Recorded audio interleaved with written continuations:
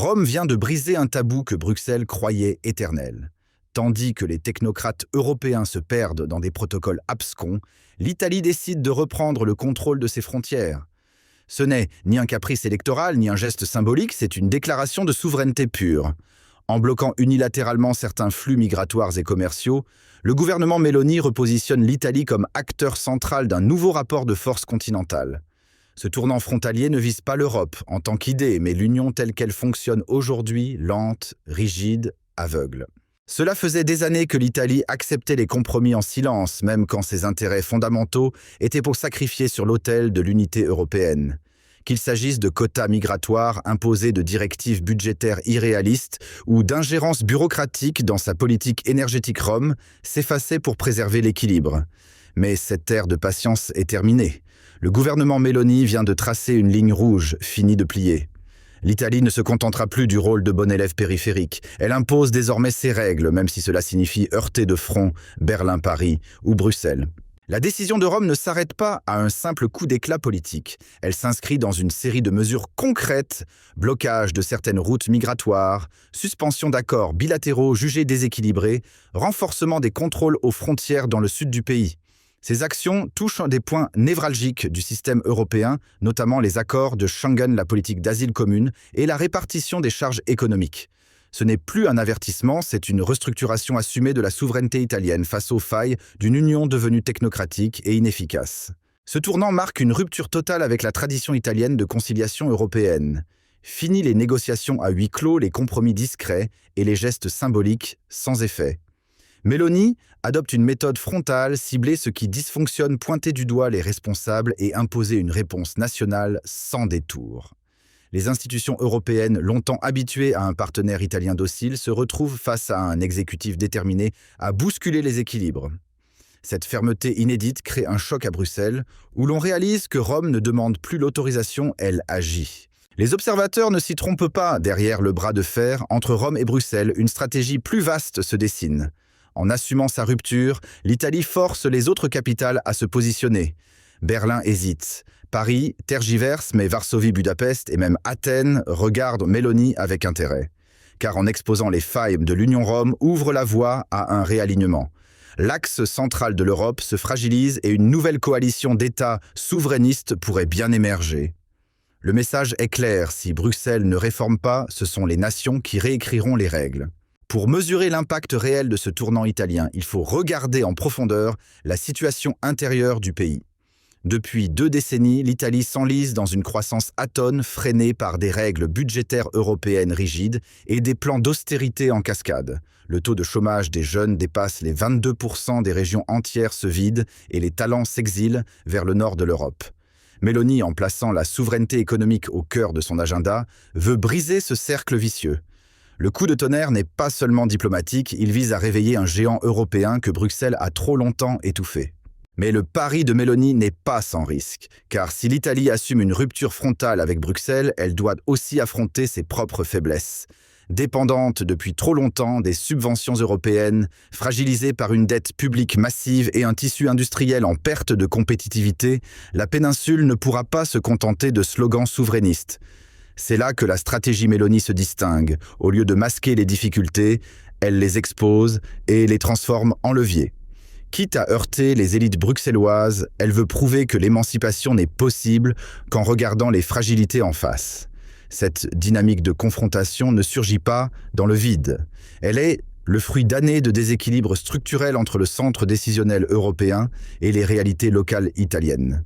Pendant que Bruxelles imposait ses standards depuis ses bureaux climatisés, les territoires du Mezzogiorno s'enfonçaient dans la précarité, les ports italiens croulaient sous les arrivées non contrôlées et les petites entreprises suffoquaient face aux normes imposées. L'Italie produisait mais n'était plus compétitive. Elle accueillait mais n'était plus écoutée. La fracture n'était plus seulement politique, elle devenait économique, sociale, existentielle. Consciente du fossé qui se creusait avec Bruxelles-Rome, a recentré ses priorités sur ces zones délaissées, le sud industriel, les périphéries agricoles et les communes frontalières exposées à la pression migratoire. C'est là que le gouvernement Meloni a lancé ses premières contre-offensives, réduction des charges pour les PME locales, relocalisation des investissements publics, aide directe à l'emploi national. Résultat, une reprise discrète mais réelle de l'activité, une baisse des tensions sociales et un regain de fierté dans des territoires longtemps abandonnés. Pour Meloni, c'est la preuve que l'Italie peut prospérer sans l'aval systématique de Bruxelles. Face à cette réorientation politique, certains acteurs économiques italiens redoutaient un effondrement. Mais c'est le contraire qui s'est produit. Libérés des carcans technocratiques, des centaines de petites structures artisanales jusque-là étouffées par les normes européennes ont retrouvé une marge d'action. Dans les filières agricoles, maritimes et manufacturières, des milliers d'emplois ont été consolidés et des circuits courts ont refait surface. Là où Bruxelles voyait du populisme, Rome a vu du pragmatisme. Et pendant que d'autres pays s'enfoncent dans la stagnation, l'Italie redonne de l'oxygène à ses forces productives oubliées. En parallèle, les dernières données socio-économiques montrent un basculement silencieux mais profond. De plus en plus de collectivités locales italiennes rejettent les programmes imposés par l'Union européenne. Certaines régions comme la Calabre ou la Sicile refusent désormais d'appliquer des directives environnementales ou migratoires, jugées contraires à leurs intérêts immédiats. Pour contourner Bruxelles, des alliances interrégionales émergent, créant des réseaux de solidarité et d'autonomie. Ce phénomène inquiète les autorités européennes qui y voient une fragmentation de l'autorité communautaire. Mais pour Meloni, c'est au contraire la preuve que le peuple reprend la main. Face à cette montée d'insubordination institutionnelle, Bruxelles tente de réagir. Des avertissements officiels ont été envoyés à Rome menaçant de couper certaines lignes de financement européen si l'Italie persistait dans sa logique de rupture. Mais loin de reculer, Meloni a contre-attaqué en publiant un audit national sur l'impact réel des aides européennes, dénonçant leur inefficacité structurelle et leur rôle dans la dépendance économique. Ce rapport, largement relayé dans les médias, a provoqué une onde de choc pour la première fois. Un État membre questionne publiquement le modèle de redistribution bruxellois et réclame une refonte complète des mécanismes de solidarité. Il n'aura pas fallu attendre longtemps pour que la réponse de Bruxelles prenne une tournure judiciaire. La Commission européenne envisage désormais de lancer des procédures d'infraction contre l'Italie pour non-respect présumé des traités. Une manœuvre classique utilisée pour faire plier les États récalcitrants. Mais cette fois-ci, Rome ne se laisse pas intimider. Meloni contre-attaque, publiquement accuse Bruxelles d'abus de pouvoir et convoque un débat national sur la souveraineté législative. Le bras de fer dépasse le cadre juridique, il devient symbolique, existentiel, presque civilisationnel. Malgré les menaces judiciaires et les pressions politiques, le gouvernement Meloni tient bon. Rome assume pleinement le bras de fer engagé avec l'Union européenne. Et le message est limpide, tout mécanisme supranational qui tente de limiter la souveraineté italienne sera ouvertement contesté. Pour une grande partie de la population, les institutions européennes sont désormais perçues comme des relais d'intérêts extérieurs, déconnectés du quotidien des Italiens. Cette méfiance généralisée nourrit une nouvelle dynamique politique, celle d'une Europe des peuples prête à renverser le dogme des élites non élues. Le cap est désormais fixé, l'Italie ne courbera plus l'échine. Meloni a redéfini les rapports de force avec Bruxelles en plaçant l'intérêt national au-dessus des mécanismes communautaires. Ce changement n'est pas un simple ajustement de posture, mais une révolution stratégique. Rome se repositionne au sein de l'Europe, non plus comme un suiveur, mais comme un moteur d'alternative.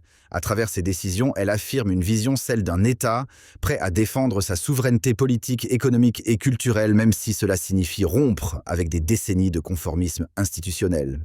Et le terrain sur lequel Meloni a choisi d'engager la confrontation n'est pas non plus un hasard, l'immigration, la sécurité et le contrôle des flux humains. Des domaines que Bruxelles considère comme partagés mais que Rome entend désormais gérer seule. La rupture a été consommée lorsque le gouvernement italien a signé des accords bilatéraux avec des pays tiers contournant ouvertement la politique migratoire commune. Ce geste a fait l'effet d'un électrochoc. Pour la première fois, un État membre pose les bases d'une politique migratoire souveraine hors des cadres communautaires. Et d'autres pourraient bien suivre. La tactique de Rome est limpide, ignorer les injonctions, affirmer ses choix et laisser Bruxelles s'épuiser dans sa propre inertie. Cette stratégie, loin d'être improvisée, repose sur un constat froid. Tant que les institutions européennes seront engluées dans leurs contradictions internes, chaque initiative nationale déterminée fera mouche. Et pour l'instant, cela fonctionne. L'Italie impose son tempo, oblige ses partenaires à réagir et gagne du terrain dans l'opinion publique européenne. Mais cette avance ne durera que si la pression reste constante. Car une chose est sûre, Bruxelles ne lâchera pas sans résister. En juin, Rome a franchi un nouveau seuil, suspension unilatérale de certaines contributions au mécanisme de solidarité européenne, réexamen des accords de relocalisation, des migrants gel, des discussions budgétaires avec Bruxelles. Un séisme institutionnel dont les répercussions ne se sont pas fait attendre. Les capitales européennes se sont alarmées, les taux de confiance dans l'Union ont chuté et les tensions se sont propagées au sein même de la Commission. Derrière chaque mesure italienne se cache un objectif clair: rétablir l'équilibre, mettre fin à l'asymétrie décisionnelle et rappeler que l'Europe ne peut pas fonctionner contre ses peuples. Les premières réactions internationales n'ont pas tardé. Tandis que Paris et Berlin dénonçaient une dérive populiste, plusieurs pays d'Europe centrale ont exprimé en coulisses leur soutien discret à la démarche italienne. Certains dirigeants, craignant des sanctions ou une perte de fonds européens, n'osent pas s'aligner publiquement. Mais les signaux sont là, les lignes bougent. À Varsovie, à Budapest, à Bratislava, l'idée d'un rééquilibrage des rapports avec Bruxelles fait son chemin. Et Rome, consciente de cette dynamique souterraine, agit comme catalyseur.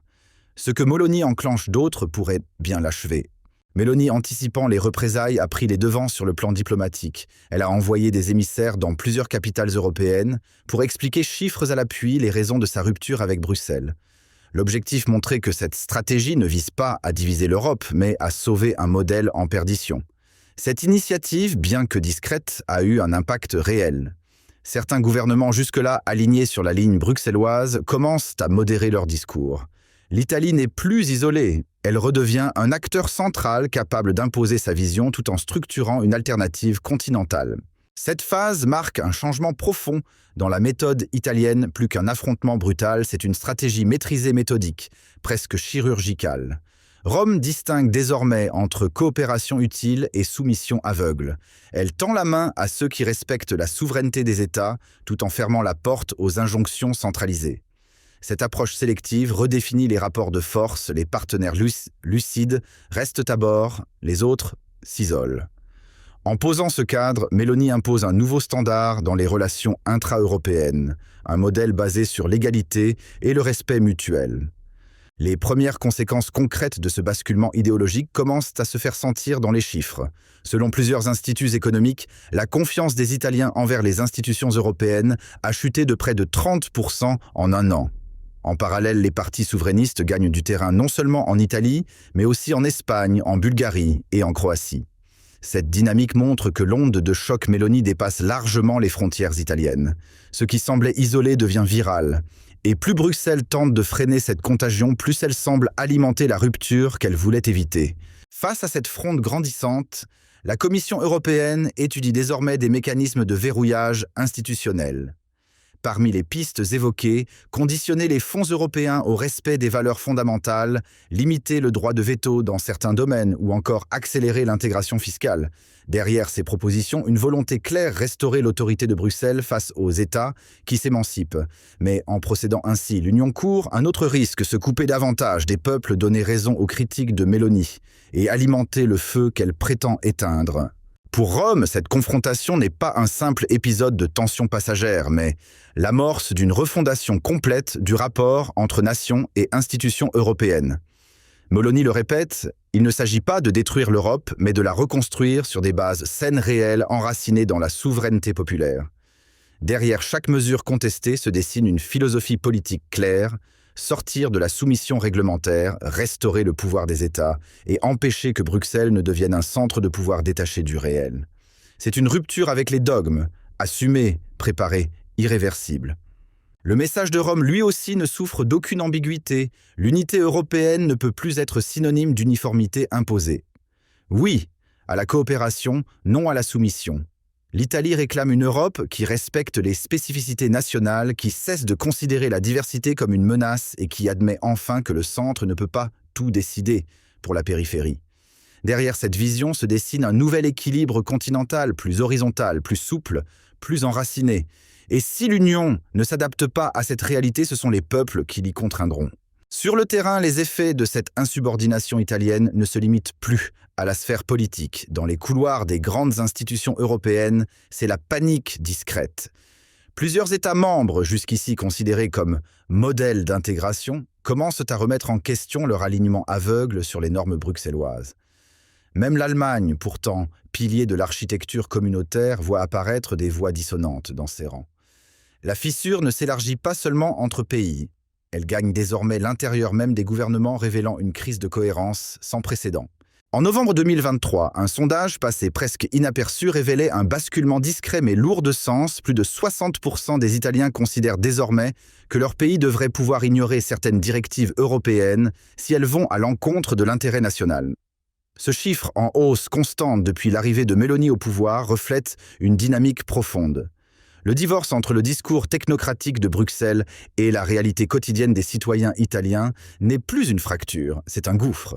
Et dans ce vide, Meloni a su s'installer comme seule voix audible. Les conséquences de ce bras de fer ne se limitent pas au discours. Selon plusieurs instituts de sondage, plus de 25 000 postes administratifs liés à la gestion des fonds européens pourraient être supprimés si l'Italie poursuit sa stratégie de recentralisation budgétaire, une politique jugée explosive par Bruxelles, mais largement soutenue par les électeurs du sud du pays fatigués de voir leur quotidien dicté par des décisions prises à 1000 km. Pour Rome, chaque euro repris des mains de l'UE est un symbole de reconquête. Pour Bruxelles, c'est une déclaration de guerre silencieuse. À présent, avec la pression migratoire croissante et les restrictions budgétaires imposées par l'UE, ce sont des pans entiers de l'administration italienne qui vacillent. Plus d'un tiers des dispositifs régionaux d'accueil risquent la fermeture et les contrats locaux sont suspendus faute de fonds. Et la France, elle non plus, n'est pas épargnée. Face aux effets dominos déclenchés par le refus italien d'obéir aux quotas de répartition Paris, redoute une crise sociale majeure dans ses propres territoires frontaliers. Car chaque décision de Rome agit comme un révélateur, l'unité européenne n'est plus qu'un vernis craquelé. La fracture s'élargit encore davantage du côté italien. Rome, jusqu'ici silencieuse, vient de lancer un ultimatum retentissant, soit Bruxelles revoit son pacte migratoire, soit l'Italie reprendra unilatéralement le contrôle de ses frontières. Ce n'est plus une menace symbolique, mais un acte de rupture. Meloni a convoqué une cellule de crise, mobilisé les préfets régionaux et annoncé un plan d'urgence national. Et pour beaucoup, c'est un tournant historique. L'un des pays fondateurs de l'Union européenne remet publiquement en question la souveraineté partagée. Depuis 2 ans, l'Italie renforce silencieusement ses alliances bilatérales avec des États d'Europe centrale et des Balkans. Exit les compromis stériles de l'axe Paris-Bruxelles-Berlin. Désormais, Rome parle avec Budapest, dialogue avec Belgrade, tisse des ponts avec Varsovie. Et ces nouveaux partenariats portent leurs fruits: échanges économiques renforcés, coopération sécuritaire accrue, convergence politique sur les questions migratoires. En réalité, un autre axe européen est en train de naître loin des projecteurs médiatiques, mais avec un potentiel de rupture considérable. Au même moment, Bruxelles continue de brandir ses directives comme des menaces voilées à l'encontre de Rome. L'Italie, pourtant en pleine mutation stratégique, voit ses projets de souveraineté économique systématiquement freinés par une avalanche de normes imposées depuis les tours vitrées de la Commission. Agriculture, infrastructure, politique énergétique, à chaque pas, un obstacle bureaucratique. Comme si l'autonomie nationale devenait pour certains à Bruxelles une forme d'insubordination à réprimer. Face à cette mécanique implacable, Rome n'a plus d'autre choix que de tracer ses propres lignes rouges. L'initiative de Meloni à la frontière sud n'est pas qu'un geste politique, c'est un acte de rupture. Une manière ferme de rappeler que la souveraineté nationale ne se négocie pas entre 2 réunions de technocrates. Car, pendant que Bruxelles multiplie les sanctions commerciales et les règlements uniformisés, l'Italie construit pierre par pierre sa propre stratégie de résilience. Et ce n'est qu'un début. La crise migratoire n'est que la partie visible d'un basculement plus large. Ce qui, au départ, semblait une simple question de quotas ou de répartition solidaire s'est transformé en conflit ouvert sur la souveraineté nationale. Tandis que Bruxelles s'accroche à ses dogmes universalistes, Rome dessine une carte inédite du pouvoir en Europe. Car aujourd'hui, ce n'est plus l'Union qui dicte, mais les peuples qui résistent. Et Meloni, en première ligne, ne joue plus selon les règles imposées, elle les renverse. Le bras de fer autour des frontières révèle une vérité brutale. Celui qui tient les clés de l'immigration impose son tempo politique. Et dans cette symphonie chaotique, ce n'est plus Bruxelles qui donne le la. En bloquant les routes, en filtrant les arrivées, en redéfinissant la souveraineté au pied même de Lampedusa, l'Italie ne se contente plus de subir l'histoire. Elle en devient le scénariste. Giorgia Meloni ne réagit pas, elle initie. Si ce genre d'analyse sans filtre vous parle, n'oubliez pas de vous abonner, d'activer la cloche et de partager autour de vous. L'Europe change, l'Italie s'impose et ici, on vous le décrypte sans langue de bois. À très vite dans un prochain épisode explosif sur Arbren.